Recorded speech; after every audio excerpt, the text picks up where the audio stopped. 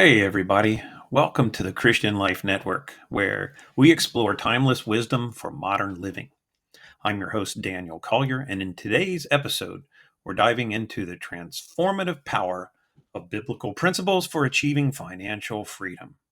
In the first segment, we're going to be talking about an introduction to financial wisdom.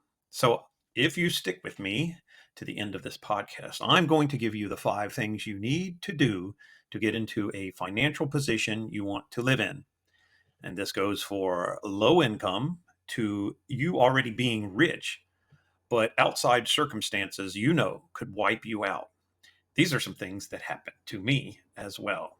So picture this: you're drowning in debt, and you could be appearing to be very wealthy and drowning in debt, living paycheck to paycheck, and feeling the weight of financial stress bearing down on you. It's a scenario many of us can relate to. But what if I told you there's a way out? There's a way out because there's things oftentimes you have never thought of before because you have limiting beliefs caused by your surroundings, your upbringing, or teachings, especially things that have come out of the public school system, because those things are designed by financial institutions that profit off of you being in debt. That's why they don't teach you how to run a small business or be an entrepreneur or how to plan money. They teach you how to borrow things. They don't even teach you how to balance your own personal budget. Have you ever thought why that is? So, I once told my wife she should embrace in her mistakes. So she gave me a hug. So today we're going to uncover the secrets to financial freedom hidden within the pages of Scripture. From budgeting to debt elimination, these principles have the power to revolutionize your financial life. And as you know, if you're listening to this, you are tired through the emotional feeling of what the world's system of financial burden has put on you. So, the second section we are talking about is building a strong foundation. Our journey begins with budgeting, a cornerstone of financial success. In Luke 14:28-30, Jesus speaks of counting the cost before building a tower. And this emphasizes the importance of careful planning. So, a guy told me one time, he said, I tried day trading once, but it felt more like a midlife crisis. I bought high, I sold low, and I ended up needing therapy. I can relate. So, I remember the day that I finally sat down. I had had enough of everything going on, and I decided if somebody else can do this, then so can I. I can get out of this situation. I can get myself into a financial position I want to be in. I figured that there is nothing that I had to lose that I hadn't already lost. So I said, God, let's do this. And little did I know that decision would set me on the path to financial wisdom. And we need to have debt freedom within financial wisdom. We must break the chains of those things that are holding us in the position we are in. And debt can be a heavy burden, and it traps us in a cycle of servitude. Proverbs 22:7 reminds us that the borrower is a slave to the lender, and it highlights the importance of breaking free from debt's grip. So I will tell you that in most Christian nations throughout history, you probably did not know that usury or lending money at interest was illegal, that you could not loan money to somebody and then put them in a position where they could lose their home or lose their life savings. And these are the principles that Christian nations understood. But it was the scribes and Pharisees who kept entering into countries, and they did not abide by these laws and kept separate.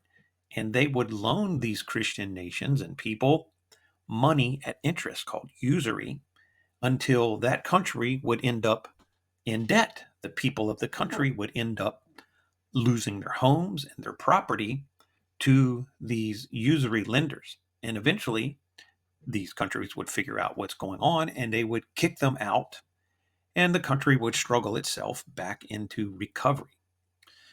So this isn't an easy thing to realize, but I was in real estate, and I was flipping houses. I'm third generation I'm third generation into construction and flipping houses and such like that.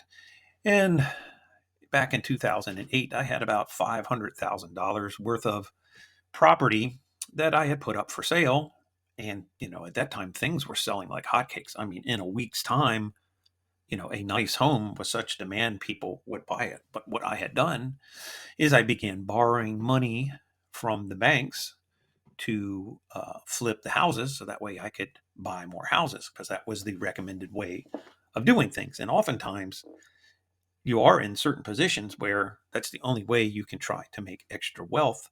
However, the banks know this system because they've been using it to put people in financial slavery and then to recover their assets from them because the bank has the power to call the notes.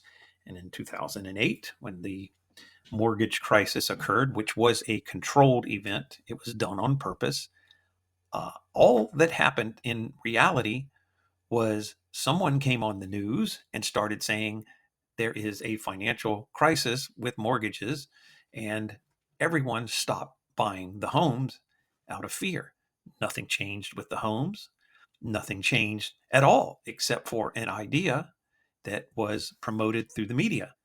And then a few years later, somebody came on and said, this is all done with now. Things can go back to normal, except now there's less inventory and the prices of everything is way higher. It's always in the bank's favor when you have usury and lending practices like this. The same sort of thing happened in pre World War II Germany, where the country had come out of a wartime scenario from World War One, and then the usury lenders had moved into the country, and people needed money to try to get back on their feet. And they started lending them money at interest and then creating scenarios where the prices of things were extremely high and people would end up in debt. And then the people who owned the banks were taking over their property and stealing basically generations of wealth from the German people. And then later, the first laws that came out when they were recovering and getting out of this position were you cannot loan a German citizen money at interest. And this completely decimated the financial scribes and Pharisees, and the German people began to prosper. And the in 7 years, Germany went from one of the poorest countries in Europe to the most financially prosperous and the most powerful industrial country. So you can ask yourself just how powerful and how devastating the lending practices is at interest uh, to people. And it's become such a normal thing in the thought processes, such as taking loans to go to college. And then you get out and you spend several years, 10, 15, 20 years, some people trying to pay back those loans. These lenders understand this. There's been thousands of years of knowledge within this. This is why I'm not sure I believe in borrowing money at interest for things unless you are absolutely sure you have a way of paying it back. That is, things such as real estate, where you have borrowed money to buy something and it has a demand at a time where you can turn around and sell it and pay off that debt. So it took a few years for me, but eventually the market recovered and I was able to sell off those properties and recover and pay off that debt. But if you do things like buy a car, as soon as you buy a car, drive it off of the lot if it's new, and you have a loan on it, you are forever now in debt with this car because it will depreciate, and that depreciation will go down. As soon as you drive it off, you may lose $5,000 just for driving it off the lot, but you still owe that amount on the car plus the interest. This is the perpetual indebtedness of buying new cars with financing that the lenders know, that puts you in a type of debt, because then you have to go and roll that car back into another car into a lifetime of perpetual debt unless you are making so much money that you can pay it off and it benefits you to do this. The average person is burying themselves in car loan debt. So we must move on now and know that debt is a heavy burden, and we don't want to trap ourselves into it. We must be wise about what we're doing with this. So for me, it wasn't easy, and I had to make a commitment to myself. I said, I don't want to live in debt because I've seen what it does to people, and I have been in a situation where it crushed me for years. Boy, that was a terrible feeling. So you must have discipline and determination to learn things and understand how not to put yourself or keep yourself in this mindset of, I'm going to get a loan, I'm going to finance this and that. It's like a car. I have only owned a couple of new cars in my whole entire life.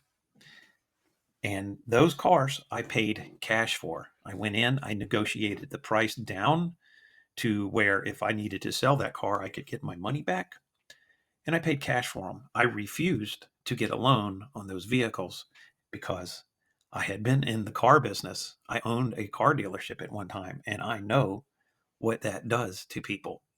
In fact, I encouraged people to buy cars they could pay cash for and not try to finance them. But some people, you just cannot get them out of the poverty mindset when it comes to those things. So, the next stage we must look at, and this is extremely important, it's dealing with your mindset. And that is how our relationships play a crucial role in shaping our financial habits. So Proverbs 13:20 warns us that we become like those we associate with. And this underscores the importance of surrounding ourselves with wise counsel. If you're surrounded by people who are poor, and it's like they say, you can lead a horse to water, but you can't make them drink. If you are living in a trailer park, and they say you can take the person out of the trailer park, but you can't take the trailer park out of the person. You really need to separate yourself from the people who think the way they do that keep them in that position. You need to surround yourself with wise counsel because the Bible says you are what you think about. As a man thinks, so he becomes, or as a woman thinks, so they become. So I'm going to tell you this. People spend the most time with those who are bringing them down. And you need help to grow financially if you're in that situation because they are really holding you back. You must choose your inner circle wisely. And when you do this, if you surround yourself, if you join groups on Facebook for people who are business minded, for people who are thinking higher levels, the higher levels you go, and people, if you surround yourself with people who make more money than you, what do you think is going to happen to you? The ideas are going to come, the mindset will change, and you'll start to see that things are not impossible for you to start achieving more. So if you wanted to become a millionaire, or let's say you wanted to earn six figures a year, you couldn't surround yourself by the same people who think poorly. And let's say you're already making six figures a year, but you want to be a millionaire, a multimillionaire. Well, you need to surround yourself with the thinking processes and people who make multiple millions of dollars. So join some groups on Facebook, follow some podcasts. We have wonderful resources for doing these sorts of things. You can find in the link as we have the Master's Inner Circle. And we also have courses we offer in the links in the description that help you with your mindset, changing the way you think about things, and encouraging you to change your thought process and start having kingdom financial thinking. So it's also important too in the ideas of saving and investing because financially insecure people do not save and invest. And look, I get it because when you're in a certain financial situation, you don't seem to be thinking about putting money aside and investing. You're thinking about how am I going to get enough money to pay this bill? And that will continue on because your energy coming from you is going to perpetually remain in that type of thought process. And you need to break that cycle of thought process and start thinking of yourself as, making six figures, being a multimillionaire, whatever it is. You need to, as a man thinketh. So if you think financially abundant, you are not going to stay in the mindset of the paycheck to paycheck person. You're going to start looking for answers. You're going to start looking for ways to become financially secure. And then your demeanor, your heart, your mindset, the way you dress, the people you hang out with will begin to change, because you realize you cannot stay around those people, those broke-minded people, because you'll find they are most of the time more negative than they are positive. And I know there are some people who are very kindly, they're very Christian, and even though they're poor, but you will often find that they may be those sorts of things, but they do have a negative mindset towards money because their thought processes aren't interested in it. So, savings and investings are important. And Proverbs 21:20 tells us that the wise store up choice food and oil for the future. And this urges us to prepare for days ahead. We don't have to live completely like a miser or something. That's not what it means at all. It means putting good thought process into the future. So we need to make a commitment to prioritize saving and investing, setting aside a portion of income regularly over time. And those small steps blossom into a secure financial future, providing peace of mind for yourself and for your loved ones. This is a diligent, thoughtful practice. And this is something, if you change your thinking to a kingdom mindset, you will begin to think differently about your bills and your income because you're thinking into the future. Now, there's a million and one financial courses out there, but what sets a person apart is achieving what they teach, and achieving what they teach comes from decisions. You either decide or you decide not to decide. Either way, you have made a decision. So you need to make a decision to make the changes in all these sections of your life, and not just taking a course, because the courses will just be words. And until you make the decision, like I did, that, hey, I'm not going to live like this anymore. I had enough. Because, the Bible talks and says that poverty is a curse. So Jesus said, Jesus said that he wants you to prosper even as your soul prospers. And that means prosperity in all walks of life. Christians are not supposed to be poor. The idea of being poor came from the Middle Ages with a monk called Popini. And of course, the Catholics were all about how, hey, you can be poor, and but you still need to give us money. And they, why all the higher ups dripping in jewels and wearing, fine clothes. And so they wanted to keep people impoverished, so they didn't act as a challenge to them. So that philosophy was introduced that poverty was next to godliness, which, of course, just like not getting married uh, as a priest is a good idea, not. So the same as remaining poor and it being closer to God is not true at all. So talking about wealth, we need to understand that the prosperity gospel is a plan to be rich, so long as you plan to change the character in you that has caused your limitations. So you need to rewrite your subconscious programming to run a diligent, kingdom driven, prosperous mindset.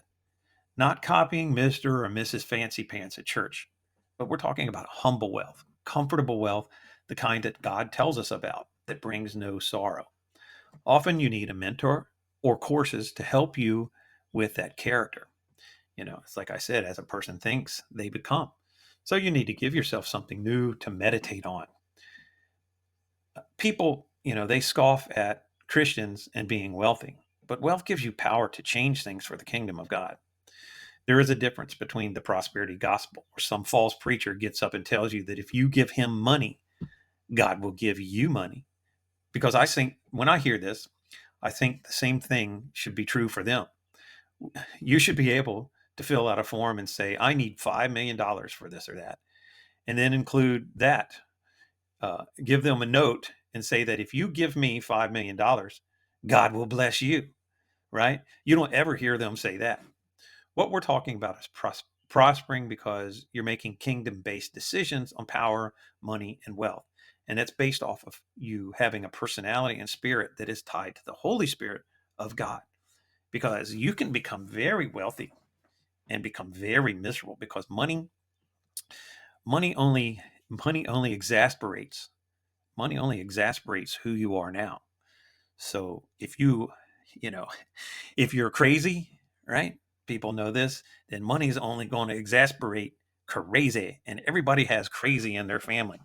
If you've ever had a crazy, wealthy relative, you'll know what I'm talking about. If you're a grumpy, angry person, then you're going to become the grumpy, angry, wealthy person. So, and uh, if you become wealthy and you're irresponsible, like you're a 15-year-old who, or a 16-year-old who just got a brand new Corvette, you are going to be irresponsible and wreck that car. And if you don't think so, give a 20-year-old college student $1 million and find out how much money they have left by the time they finish college. They will be broke. So we need to you need to look at how there are ways right now if you're in a situation to make extra money, and uh, there are probably many ways to make extra money. One of them is using specialty skills like on the internet. And if you have some kind of skill uh, that not everybody else has or is in demand, you can share that skill. uh, and you can share that skill, and there are people out there who their time is valuable. And if you create a course or come up with an idea or share a skill, and it saves people time, and time is the most valuable thing that we have. If you can share that course and sell it for a certain amount of money, and that course be valuable enough where it is worth 10 times to that person what they pay for it, they will beat down your door to buy it. This is a simple principle, and many people have gotten very wealthy on solving people's problems and saving them time. They are not interested, I will tell you this, they are not interested in the mechanics of it, how long you spend on it, how many pages it is, and the graphs and all of these sorts of things. They're interested in the emotion of what you're offering them. And that emotion uh, will cause them to have feelings such as relieving a problem they have in a short amount of time. And people will pay for that. So, this is a suggestion when it comes to coming up with ways to make something out of nothing if you're not very rich. And if you are wealthy, but you're burdened in time, you have a business that is uh, stealing your health, that is burdening your time, that you can't spend time with your kids, or you are actually getting sick from the stress, and you know all kinds of answers and things that can help people, and you can take the ideas, better ones, and create a course on how to start a certain business and make money that someone else doesn't know about, instead of you having to go and physically do that job. Let's say you owned a landscaping company and did it for 20 years. There's people out there that want, there's firemen and police and people that work certain jobs and they want to earn a second income, but they don't really know how to start a profitable landscaping company and how to handle all the issues that come with that. You literally can create a course and give your insider tips within it, and they will pay for that knowledge that will save them heartache and time and problems in the future. And you can sell these courses. You can quit your job yourself and benefit other people who may be younger and wanting to do things. So these are the types of things that where you think you're in a certain situation and you can't obtain or get out of it because there's no opportunity. There is something that somebody else doesn't know within a niche, and you can profit from it nowadays with the internet. These are the types of ideas or types of things that seem outside of your realm because you're not surrounding yourself with people who think like this. Because someone in Ireland right now could need the information that you have about a certain subject, and 3 in the morning buy your course while you're sleeping, and you've provided them a great service. But you never could have reached someone at 3 in the morning in Ireland by going to work each day at a job and doing physical labor or whatever it is you do. You have the opportunity now to make money, extra money, through your knowledge.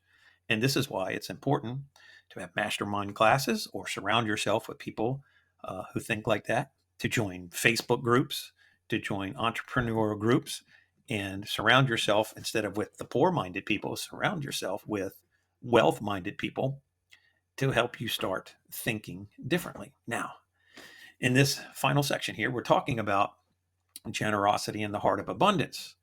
And we'll explore the power here of being generous, because it's it's giving that is important in this life. We never feel as good about things that we are acquiring. Let's say, you might feel good like, oh, I sold my business and got $4 million.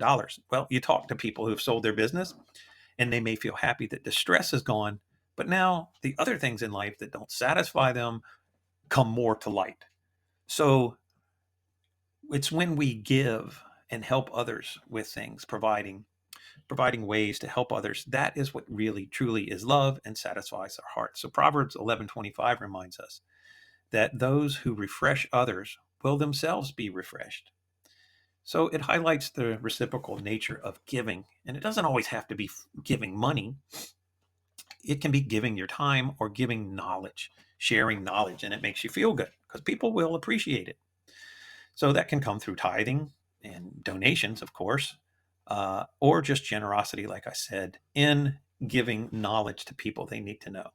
So I'm going to give you the 5 key secrets to making a change in your life that are so important, and obtaining financial wealth and security and peace of mind. That first one is one that people quite often resist, but is important, and that is budgeting and creating a written plan for managing your money and following biblical principles of counting the cost, like Jesus said about building a tower. What man builds a tower without counting the cost?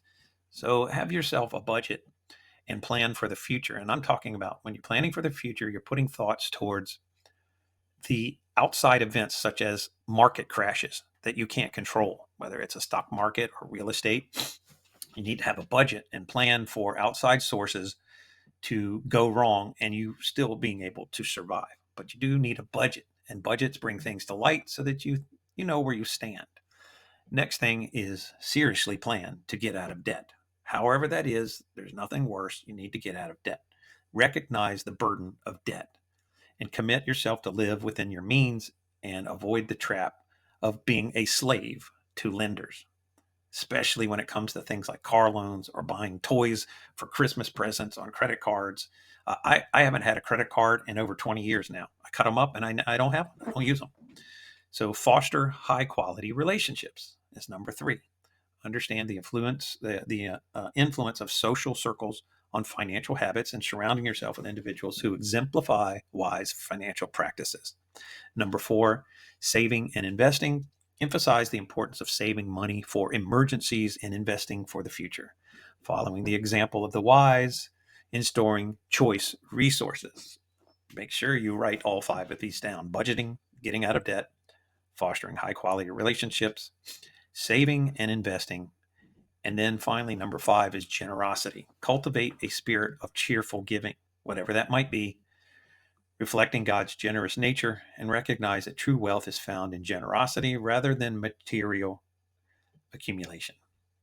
So I encourage you to reflect on the wisdom we've uncovered and consider how it might apply to your own financial journey. And remember, by aligning our actions with timeless biblical principles, we can unleash a future filled with financial freedom and abundance.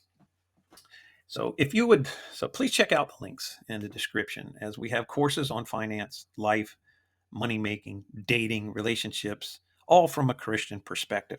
Everything that we're talking about in life has to deal with a complete Christian life package. And that is, like I talked about, if you become financially wealthy, but you have not mastered your character, then you are simply going to become you're going to become more of yourself. And if it's not a good self, if it's not a diligent self, you're going to just accelerate and accumulate more of the problems you have now with the money you obtain. So change the course of your life. Check out in the links below. And if you ever want to consider moving into more of this type of mindset, I encourage you to join the Master's Inner Circle. Thank you. This is Dan Collier for the Christian Life Network. Check out more of our podcast and our videos in the future. Like and subscribe so that you don't miss any of these teachings. See you soon.